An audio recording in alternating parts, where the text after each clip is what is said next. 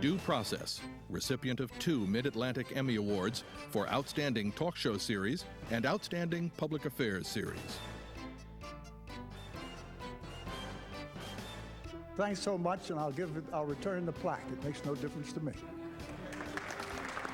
He's irascible, irreverent, and at 82, he is still trying cases and winning.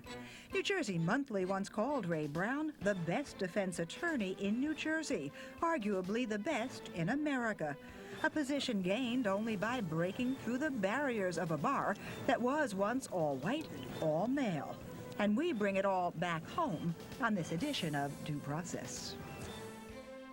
Major funding for Due Process is made possible by the New Jersey State Bar Foundation, committed to educating the public about the law. Additional funding is provided by Lawyer's Diary and Manual, publishers of print and electronic information for and about the legal community, including the Legislative Manual.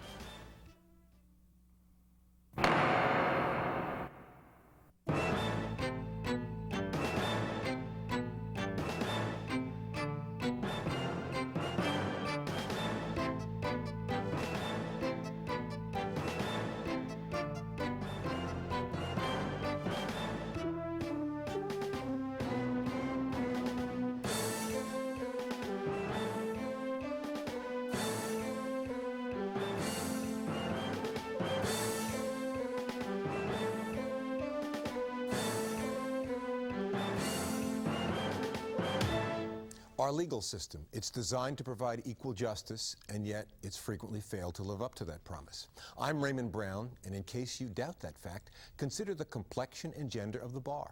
Not so long ago, the lawyers, the judges, nearly all white, nearly all male, until things finally started to change in the second half of this century.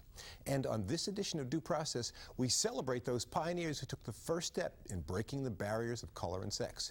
We'll hear what it was like from two of those who know best. From Anna Mae Shepherd, one of the first female law professors in this state, and from the dean of the criminal defense bar in the state, whose story hits especially close to home for me. But first, here's Sandy King. Raymond, we're talking, of course, about your dad, and we're not the only ones paying tribute to Raymond A. Brown. When the Richard J. Hughes Foundation chose its most recent honoree, it tapped Ray Brown, the elder, as a man who embodied the ideals and integrity of the late governor and Chief Justice. Of course, Hughes was also a master at diplomacy. Ray Brown is something altogether different. I'm grateful for this award, and if they don't like what I'm saying, they can take the goddamn award back. Quintessential Ray Brown, combative and controversial as ever, even in the face of an honor that would awe and humble most of us. So Ray, on behalf of the trustees of the Richard J. Hughes Foundation, for all the work that has been done and all the work that will be done, we are honored to give you the 1997 Richard J. Hughes Award. And not just the coveted Hughes Award, but the best and brightest of New Jersey's bar, and the first dinner ever on the stage of NJPAC. To show you how politics works, and then I'm going to sit down, because I don't want to shock you too much. I'm just being mild with you tonight. But what's mild for Ray Brown would be outrageous for anyone else. Well, if he's himself, you're in for a very interesting evening, and if he's not himself, I'll be very much surprised. Ray Brown, as his friends and family know, cares even less for honors and awards than he does for convention or cash. All of us who know Ray Brown, the cause, the service, and the commitment comes before billing, even before being paid. He is somebody who cares nothing for money, somebody who is guided only by what he believes is right, and somebody who has never sold out. Henry First used to be his law partner. The younger Raymond Brown still is. But his reputation had begun to take form decades before they ever got to law school. As one of the first African-American attorneys in the state, he had a terrible time in terms of winning the respect and admiration that he was due. But Ray Brown demanded respect, and not just in the courtroom. He became a colonel in the National Guard, a force to be reckoned with in the white rough-and-tumble world of Jersey City politics, and a man with friends from the top. I was privileged as the only black man in the state who was independent enough and strong enough, I think, to associate with the power in this state. To the bottom. But also I knew the people in the jails. For example, later on when Cahill had asked me to settle the riots in Rahway in 1972. But Brown's impact has been greatest in the courtrooms of New Jersey, where his clients have ranged from soldiers in the Revolution to soldiers in the Mafia to senators, spies, captains of industry, and kids at the county youth house. I've not only represented Joan Chazma and Rap Brown and Mahmoud Baraka and Resorts International and Exxon when they break the pipes and pollute the bay. And an entire city when it mattered most. Ray Brown was instrumental in quelling the 1967 riots in Newark. He worked with Governor Hughes at that time. I think that's one of the reasons he's being honored tonight. This city is dying, and we're going to try to prevent that death and make it come alive again. After the bloodshed and all the rioting in Newark, my father asked Ray Brown, who was then a member of the National Guard, to go with him to meet some of the community leaders. And Ray Brown, Dick Hughes, and an unarmed state trooper went in to meet the leaders and spent the entire night, from midnight till dawn's early light, working with and taking whatever steps were necessary to bring peace back to Newark. Unlike Dick Hughes, who you loved to be with, loved to converse with, and motivated and stimulated you, Ray Brown is difficult at times to be with. He is a tough taskmaster and can make it very uncomfortable in being in his presence. As the black tie Hughes dinner celebrants found out. And thanks so much, and I'll return the plaque. It makes no difference to me. Well, they didn't take back the honor or the Hughes statue. After all, if you know Ray Brown, you have some idea of what to expect. But I'd venture a guess that when this graduate of segregated schools and a segregated army became a lawyer nearly 50 years ago, he would not have expected to find himself getting standing ovations from the leaders of the still white legal establishment in this state. And Raymond, as to what we can expect from the interview yet to come? Sandy, as my sister Deb, my dad's wife Jenny, family members, colleagues, clients, judges around the state know, it's going to be unexpected, and it'll certainly be worthwhile. And maybe a bumpy ride. Certainly so, but one that I'm sure will lead us to a place that's worth going to. And just as my dad led the way for black lawyers like me, Anna Mae Shepherd led the way for women in the law. We'll be back with both of them in just a minute, and it could be a bumpy ride, so stay with us.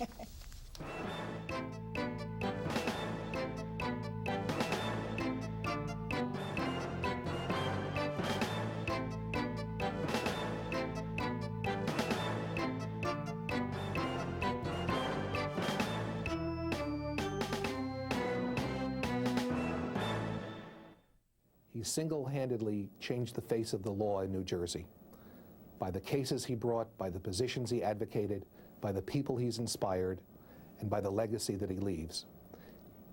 He's like one of the Old Testament prophets who were very annoying people. Nobody liked them because they spoke truth to power. And he spoke truth to power when he asked the New Jersey Supreme Court to allow criminal defendants to look at the evidence that was going to be used against them before they were ambushed in court. He did this for years before he finally persuaded the Chief Justice and the other members of the Supreme Court to require this in every case. Criminal discovery. Criminal discovery. Significant. Did not exist before the mid-1960s when he brought the case that started it. And it has an impact on every case, in every courtroom, every day in the state of New Jersey. And being a black man back in the days when the bar was lily white had to make it all that much tougher. Even if he were not my dad, I'd be proud to introduce Ray Brown, as I am proud to introduce still another pioneer. She knows, too, what it takes to break barriers. When Anna Mae Shepherd got to Rutgers Law School, women students were still something of a rarity. Women professors, nearly unheard of. Well, I think, a good place to start, since people might assume, Dad, that if we asked you about what's changed most in 50 years, you might talk about race, but I don't know. What's changed most at the bar in 50 years? Nothing. Nothing's changed. It's still a segregated, white-dominated bar. So in terms of the sheer numbers of blacks at the bar or the substantive law since Brown versus Board of Education? Well, white lawyers, except in the field where Anna Mae Shepherd specialized, the interests of those who should be granted a proper education and all the other civic virtues. The black bar has not made that much progress. We don't see that many prominent black litigators. We have a few, but the bench is still almost completely white and almost completely male.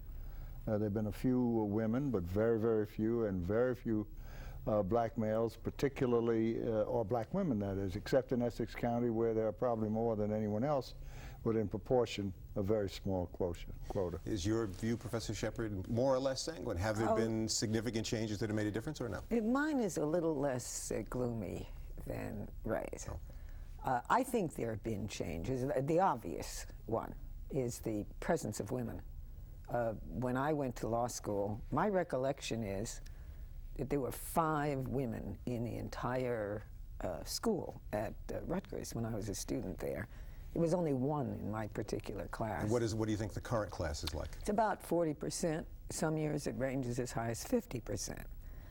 Women still have a glass ceiling problem, but they're not absent the way they were when I started to practice. When you first started to practice, were there any women litigators that you can recall who were active, who were carving the way? Yeah. There was Mabel Richardson, and she was a very savvy litigator. I came up with Sonia Morgan, then Sonia Napolitano, who was later a judge of the Superior Court. We were kind of baby lawyers at the same Has the time. net effect of larger numbers of women at the bar made a substantive impact either on how open the system is to people who need it, made the system more just, less just, or is it just a change in the superficial appearance of the bar?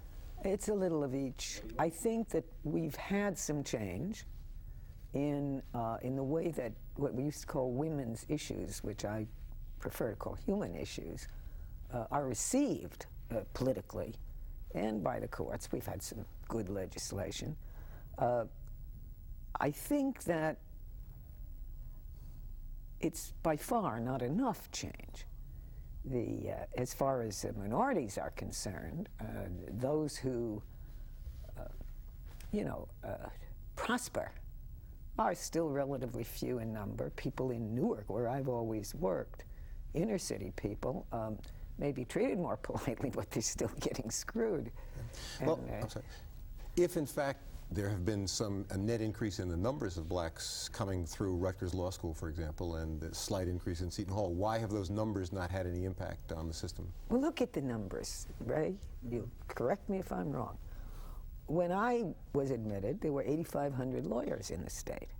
When last I looked, there were 58,000, and now it's close to 70. Yeah. So the numbers, just pure head count, of non-white lawyers have increased, but the numbers of white lawyers have increased enormously. What the ratio is, I don't know, but I would guess it may be a little bit better, but not markedly better than the old ratio. I think it's about 70,000 overall, and about 1,500 blacks. Yeah. Well, if the sheer numbers of lawyers have increased, has that in and of itself had a beneficial or a detrimental effect? No, I think it's destroyed the profession. I think that the latter-day lawyers since 1970 have been largely business-oriented, money-oriented, profit-oriented, and not at all concerned about the higher canons of the ethics of the profession and the concern for others. And this applies to black lawyers as well as to the white lawyers. The young black lawyers are not concerned particularly with civil rights or the interests of the citizenry either. There's been a sea change in this profession. Is that because of larger changes in the society, or is it restricted to the profession, or is it what's going on in law schools? What's the cause of that? I can't speak for the law schools because I haven't had any close relationship to a law school, but since the Vietnam War, the era of the 60s, when there were so many people who were deeply concerned about the rights of others and the future of human rights in the world, there's been a marked decline in this profession of any concern for anybody other than those who provide the buck. Let me speak to that a little bit. I seem to be the reluctant optimist here. I think that it's not a customary role for me. I think that probably, I can only speak for Rutgers Law School in Newark, probably if there is a remaining bastion for public interest law, it's in that place. There are big clinical programs. There's a lot of emphasis on public interest work. Okay, let me challenge your role as optimist. If you use the word bastion, that implies under attack. Do you believe in the larger society and the bar at large, there is an increasing mercenary attitude and lesser concern about human rights? Absolutely, and that I certainly agree. I think that maybe we a little bit romanticized the profession as it was back when. But I think there is, by now, kind of an open-faced embrace of the idea that the bottom line is what counts, and you follow the money, and that's who your clients become. And if you do some good works, you do them through your church. Is that true then because the society has changed, because the nature of the legal system has become more callous, or is there something else at play here? I mean, both of you have collectively seen almost 100 years of legal practice, so you have to have some... The society has changed. The society has changed. When I was first in practice, we were in the tail end of the frozen 50s and the McCarthy period, and the lawyers didn't look like such a bunch of world beaters to me in terms of social justice. When the civil rights movement, which was by then, at least it was post-bus strike, when the civil rights movement emerged from street level, it affected the profession, some members of the profession. In the same way, when the women's movement arose, it didn't arise as a theoretical perspective, you know, at some bar association seminar, even a law school. It arose from the demands of people who were negatively affected by the status quo.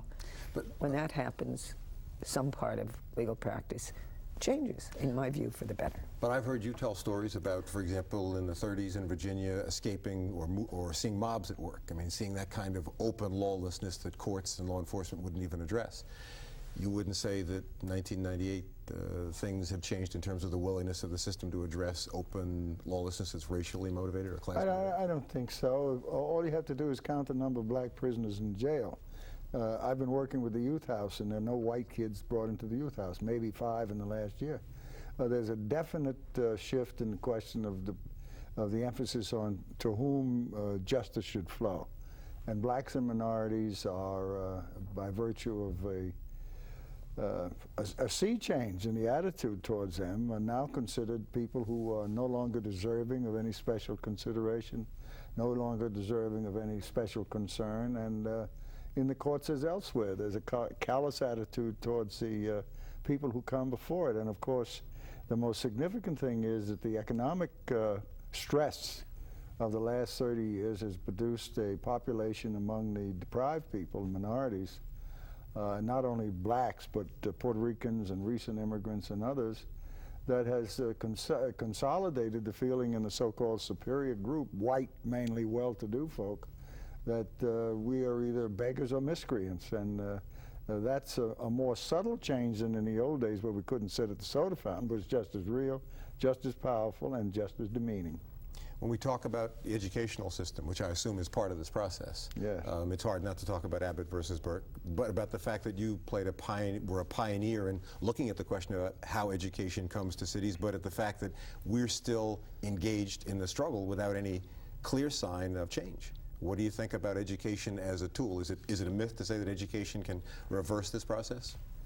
It can, well, it's a shepherd on life.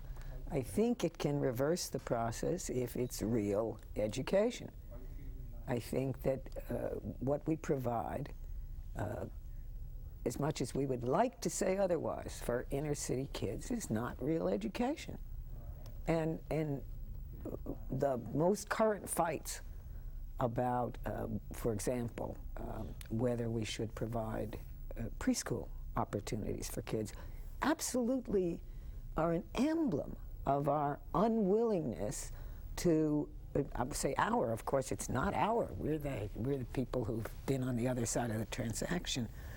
But the unwillingness of the current administration to fund something that's so patently obvious, a need, tells us that whatever rhetoric is used, we are not yet willing, the establishment is not yet willing to embrace the idea that these kids have an entitlement to real education. I had kids, they're now old ladies. My kids went to preschool. I bet $1 so did you, right? The notion that we ought to put a cap on what we can spend for these kids says two things to me. It says, first, that we don't give a damn about these kids, those who espouse caps. But it also says, as your dad has suggested, that we're satisfied that no matter what you do for those kids, nothing good is going to come of it. Something wrong with those kids. If that assumption is true, any prospect for change? I don't think there's any prospect for change at this time. I don't think the education establishment is ready for change, and I agree with everything that Anna Mae said, of course. Abbott versus Burke, incidentally, came out of Hudson County, where it was argued originally by some very interesting people, but I won't go into that.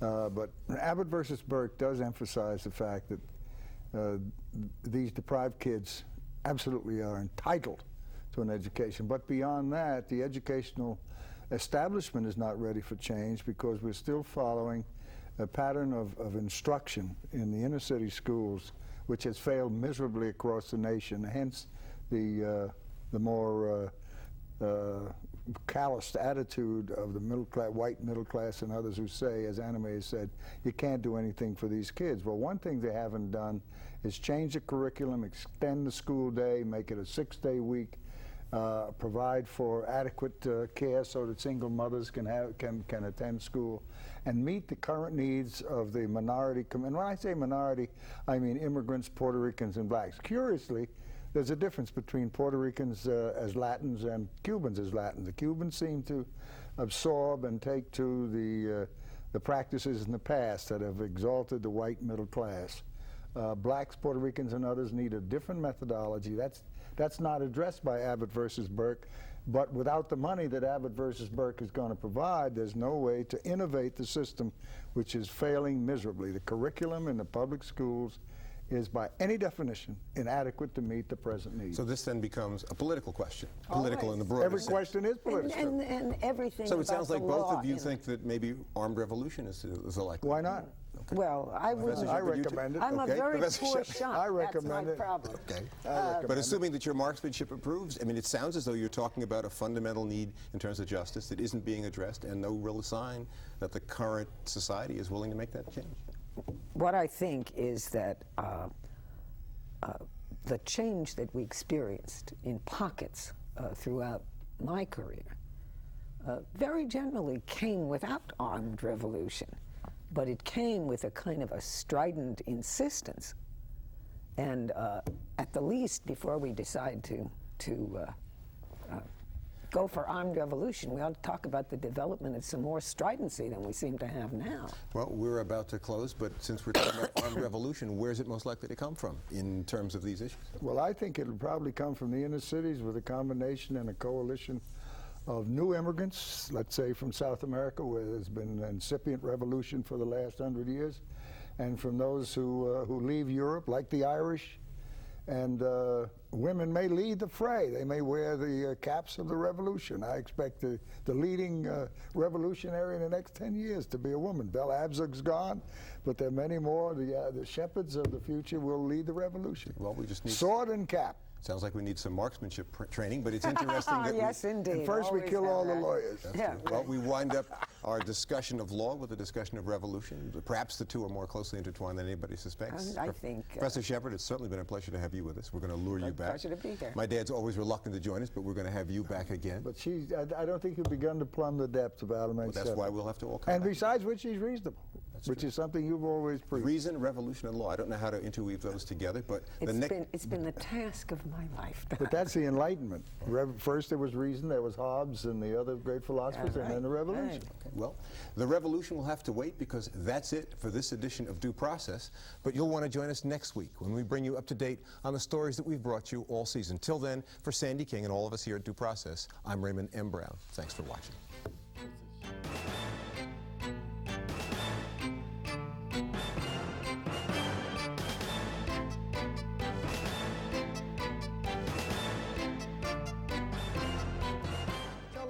Is that I'm grateful for this award, and if they don't like what I'm saying, they can take the goddamn award back. Because what I want to do is get across to this dynamite room, which is filled with lawyers and people who are so thoughtful that I have the utmost respect for you, that A, politics is not an easy game, and 2, black people are not fools, and 3, Newark is not a snake pit. I'll tell you how politics work, and then I'm going to sit down, because I don't want to shock you too much. I'm just being mild with you tonight. You see, as time goes by, and at 82 I can speak like this, you begin to forget the people who laid the foundation. The Hugheses, the Cahills, the Driscolls, the Miners, and of course, Brendan Byrne. And thanks so much, and I'll return the plaque. It makes no difference to me.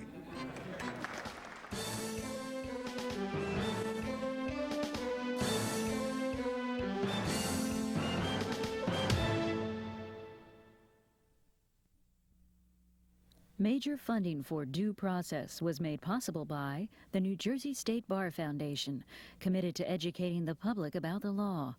Additional funding was provided by Lawyer's Diary and Manual, publishers of print and electronic information for and about the legal community, including the legislative manual.